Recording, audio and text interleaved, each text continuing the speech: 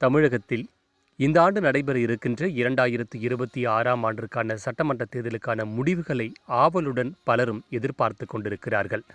அதற்கான காரணம், இதுவரை தமிழக தேர்தல் களத்தில் 5 முனை போட்டியே இல்லாத சூழ்நிலை ஏற்பட்டிருந்தது. இந்த முறை 5 முனை போட்டி நிகழ்ந்திருக்கிறது. திராவிட முன்னேற்றக் கழகத்தின் தலைமையிலான ஒரு அணியும், அதிமுக தலைமையிலான 2வது அணியும், விஜய் தலைமையில் இயங்கக்கூடிய தமிழக வெற்றி கழகம் தனித்தும், அடுத்தது நாம் தமிழர் கட்சியினுடைய தலைவர் சீமான் தலைமையில் ஒரு கட்சியும், 5வது முனை போட்டியாக தமிழகத்தின் மூத்த அரசியல்வாதியான ராமதாஸ் மற்றும் சசிகலா தலைமையில் 5வது அணியும் இடம்பெற்றிருக்கின்றன.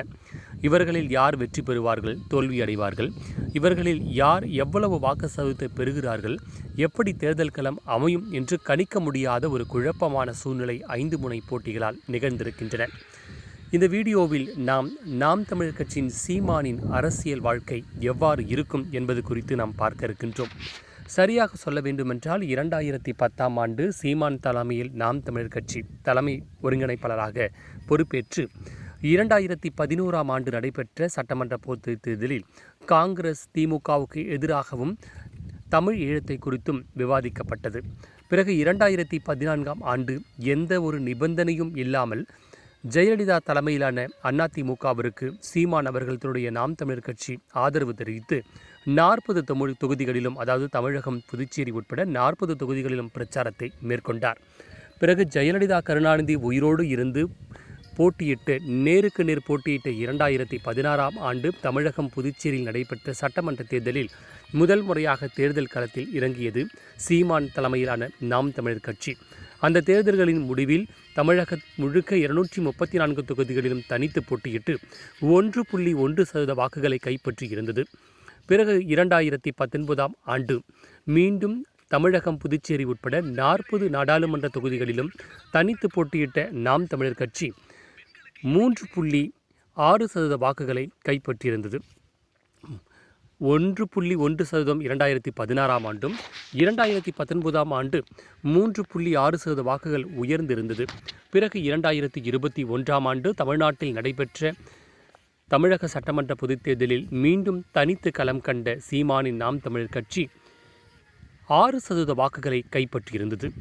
2024ஆம் ஆண்டு நடைபெற்ற நாடாளுமன்ற தேர்தலில் தமிழகம், புதுச்சேரி உட்பட 40 நாடாளுமன்ற தொகுதிகளிலும் மீண்டும் தனித்து களம் கண்ட சீமானின் நாம் தமிழர் கட்சி 8% வாக்குகளை கைப்பற்றி முதல் முறையாக அங்கீகரிக்கப்பட்ட மாநில கட்சி என்ற அந்தஸ்தை கைப்பற்றியிருந்தது. ஒவ்வொரு தேர்தலிலும் வாக்கு சதவீதத்தை உயர்ந்து வந்த சீமானின் நாம் தமிழர் கட்சி இந்த தேர்தலில் 8 9% உயர்ந்தால் மட்டுமே அது வளர்ச்சியை நோக்கி இருக்கிறது. அவ்வாறு அது உயரவில்லை என்றால் நிச்சயம் சீமானுக்கு இனிவரும் காலங்களில் வாக்கு சதவீதத்தின் உயர்வு இருக்காது.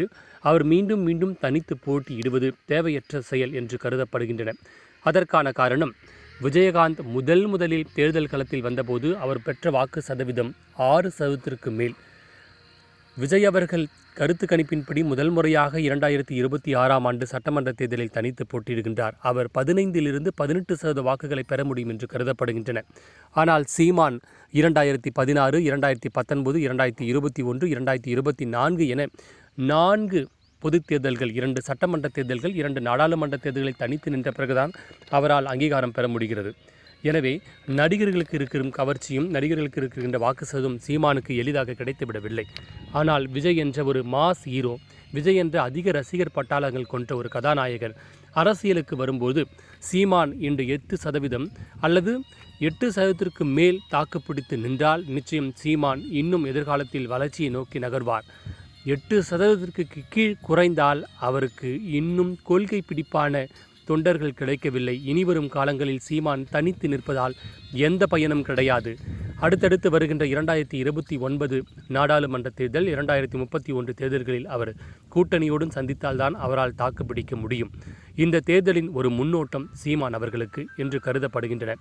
இந்த தேர்தலில் அவர் கணிசனமாக 8% வாக்குகளை மேல் அதிகமாக பெற்றுவிட்டால் சீமான் நிச்சயம் ஆக சிறந்த அரசியல்வாதி.